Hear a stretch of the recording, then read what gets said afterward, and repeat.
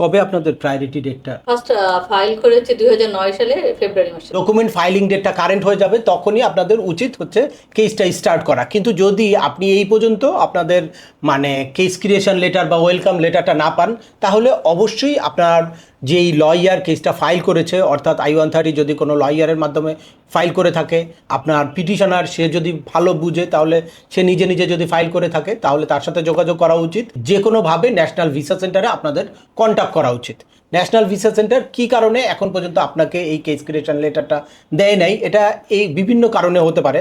কোনো জায়গায় কোনো ইনফরমেশন মিসম্যাচ থাকতে পারে, বা কোনো ডকুমেন্ট রিকোয়ার্ড থাকতে পারে, যে কোনো কারণে, বা অনেক সময় ফাইলটা পিছনে পড়ে যেতে পারে, যে ডকুমেন্টটা তাদের মানে মিসিং হয়ে গেছে, দ্যাটস ওয়াই আগের সবগুলা চিঠি ইস্যু করে ফেলছে, আপনার চিঠিটা দেয় নাই।